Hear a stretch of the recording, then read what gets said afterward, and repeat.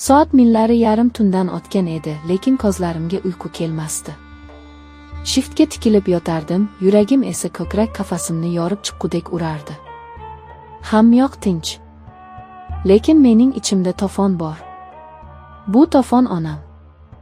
Aniqrog'i u mening otamning ayoli. Ikkinchi ayoli. Buni aytishning o'ziyoq tilimni kuydiradi, vijdonimni kemiradi.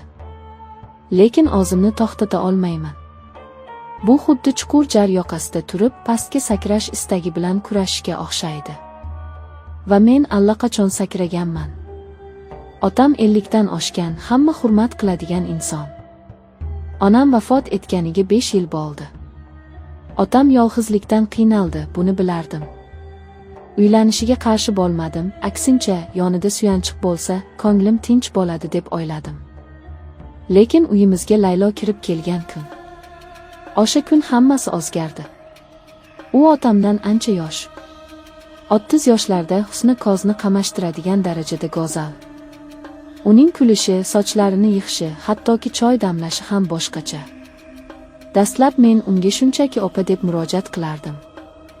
Oramizda masofa bor edi, hurmati bor edi. Lekin nigohlar hamma narsani ostin-ustun qilib yubordi.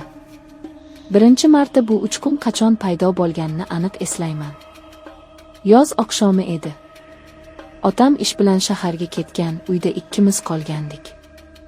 Men hovlida mashinamni tuzatayotgandim. Qo'lim moy, yuzim terlagan. U choy olib chiqdi. Piyolani uzatayotib barmoqlari qo'limga tegib ketdi. O'sha lahzada go'yo tanam muzlab ketgandek bo'ldi. Ko'zlarimiz to'qnashdi. Uning ko'zlarida qo'rquv va qiziqish aralash bir narsa bor edi. Men esa o'zimni yo'qotib qo'ydim. Rahmat dedim. Ovozim zo'rg'a chiqdi. Charchamadingizmi, Jasur? So'radi u. Shu qisqa suhbat, shu oddiy teginish hammasining boshlanishi edi. O'sha tunda men uxlay olmadim. Uning siymosi ko'z oldimdan ketmasdi. O'zimni la'natladim. Bu otangning ayoli. Esingni yig' dedim o'zimga. Lekin yurak aqlga bo'ysunarmidi? Kunlar o'tgani sayin oramizdagi tortishish kuchi ortib boraverdi. Biz bir-birimizdan qochishga harakat qildik. Men uyga kech keladigan bo'ldim, u esa ko'pincha xonasidan chiqmasdi. Lekin taqdir bizni ataylab to'qnashtirardi. Oshxonada, yo'lakda, hovlida. Har safar uchrashganimizda havo yetishmay qolardi. Bir kuni yomg'ir sharros quyayotgandi. Otam xizmat safarida edi. Uyda chiroq ochib qoldi. Suv ichgani kirdim. U ham o'sha yerda ekan. Chaqmoq chaqib xonani yoritib yubordi. Uning yuzi oqarib ketgan, momaqaldiroqdan qo'rqardi. Beixtiyor unga yaqinlashdim. Qo'rqmang, men shu yerdaman, dedim past ovozda. U menga qaradi. Ko'zlarida yosh miltillardi. Birdan u menga intildi va mahkam quchoqlab oldi. Uning tanasi titrardi.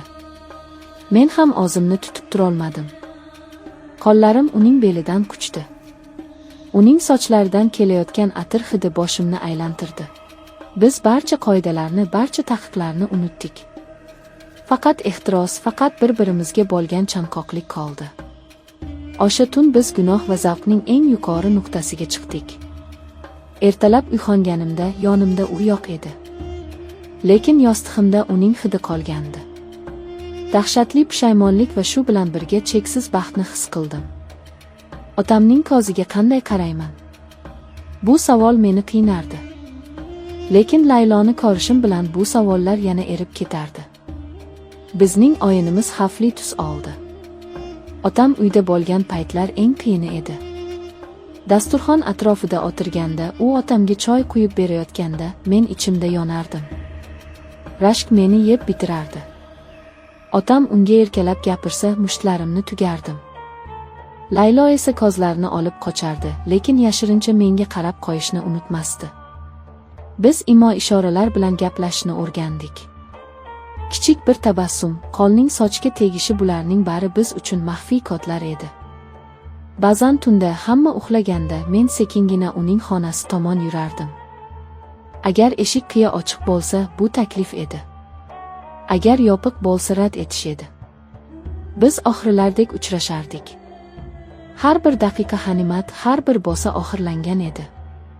Bu xavf bizning hislarimizni yanada o'tkirlashtirardi. Go'yo ertaga dunyo tugaydigan-u biz bugun yashab qolishimiz kerakdek. Laylo ba'zan yig'lardi.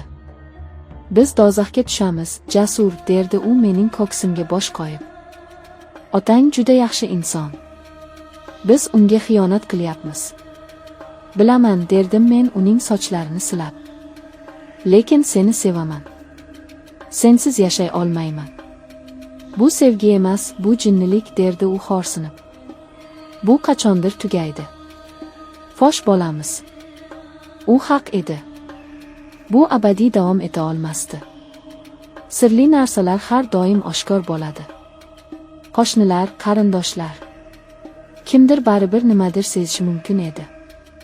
Lekin men kelajak haqida o'ylashni istamasdim. Men faqat hozirgi lahza bilan yashardim. Bir kuni otam kutilmaganda ishdan erta qaytdi. Biz mehmonxonada edik. Oramizda hech qanday nojo'ya harakat yo'q edi. Shunchaki gaplashib o'tirgandik, lekin oramizdagi masofa juda yaqin edi. Otam kirib kelganda ikkimiz ham chochib tushdik. Laylo o'rnidan sakrab turdi, yuzi qizarib ketdi. Tinchlikmi? Nega rangiroyingiz oqarib ketdi? So'radi otam hayron bo'lib. Hech narsa, dadasi.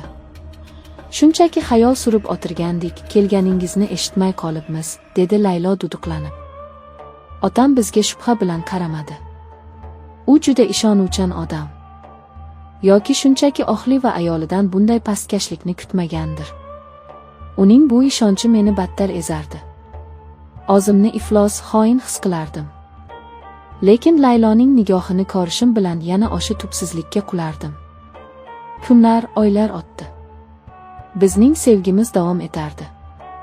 Men uydan chiqib ketish haqida o'yladim. Boshqa shaharga, uzoqqa. Lekin uni bu yerda otam bilan qoldirib ketishni tasavvur qila olmasdim. Bu fikr meni aqldan ozdirardi. U meniki bo'lishi kerak edi. Faqat meniki. Bir kuni Laylo menga homilador ekanligini aytdi. Dunyoyim aylanib ketdi. Kimdan? So'radim ahmoqona savol berib. Bilmayman, dedi u yig'lab. Balki otangdan, balki sendan. Bu xabar bizning ustimizga muzdek suv quygandek bo'ldi. Agar bola meniki bo'lsa-chi? Bu sharmandalikni qanday yuvamiz? Agar bola tug'ilsa va menga o'xshasa-chi? Oldirib tashla, dedim men sovuqqonlik bilan, garchi ichim yonsa ham. Yo'q. Bu gunoh. Yana bir gunoh, deb baqirdi u pichirlab. O'sha kundan boshlab oramizga sovuqchilik tushdi. U mendan uzoqlashdi. Otamga esa mehribonroq bo'la boshladi. Men buni ko'rib azoblanardim. U bolani saqlab qolishga qaror qildi. Otam esa xursandchilikdan terisiga sig'masdi. Keksalikda farzand ko'rish Xudoning ne'mati, derdi u quvonib. Men esa bu ne'matni aslida kimdan ekanligini o'ylab tunlari uxlolmasdim. Vaqt o'tdi. Layloning qorni bilinib qoldi. Men uyga kam keladigan bo'ldim. Do'stlarim bilan ko'chada vaqt o'tkazardim, ichardim. Unutishga harakat qilardim. Lekin har safar uyga qaytganimda uning ko'zlaridagi mungni ko'rib, yana hamma narsa yangilanardi. Endi biz avvalgidek yashirincha uchrashmasdik. Tungi tashriflar to'xtagandi. Biz endi shunchaki bir uyda yashovchi, bir-biriga begona, lekin o'tmishi umumiy bo'lgan ikki jinoyatchi edik. Bizning gunohimiz bizni bog'lab turardi, lekin shu bilan birga bir-birimizdan uzoqlashtirardi. Bir kecha men mast holda keldim. Otam uxlab yotgan edi. Laylo oshxonada choy ichib o'tirgan ekan. Meni ko'rib qo'rqib ketdi. Jasur, ichdingizmi? Dedi u xavotir bilan. Senga nima? Dedim qo'pol ohangda. Sen endi otamning vafodor xotinisan-ku. Mening kimligimni unutdingmi? Uning ko'zlaridan yosh oqdi. Men hech qachon unutmayman, Jasur. Lekin biz xato qildik. Juda katta xato. Endi esa buning uchun tovon to'layapmiz. Iltimos, meni tinch qo'y. Bolamni oylashim kerak. Men unga yaqinlashdim. Uning bortib chiqqan qorniga qo'limni qo'ymoqchi bo'ldim, lekin u og'zini olib qochdi. Tegma, dedi u qat'iy. Bu mening bolam bo'lishi mumkin, dedim tishlarimni hijirlatib. Yo'q, bu otangning bolasi. Shunday deb hisoblashimiz kerak. Boshqa yo'l yo'q. Men stulga o'tirib qoldim va boshimni changalladim. U haq edi. Boshqa yo'l yo'q edi. Biz o'z qilmishimizning asiriga aylangandik. Bu sir men bilan go'rga ketadi. Hozir men o'z xonamda o'tiribman. Hovlida sukunat. Faqat uzoqdan itlarning hurishi eshitiladi. Laylo va otam o'z yotoqxonalarida. Men esa yolg'izman. Bu sevgi edimi yoki shunchaki ehtiros? Bilmayman. Faqat shuni bilamanki, bu olov meni kuydirib kul qildi.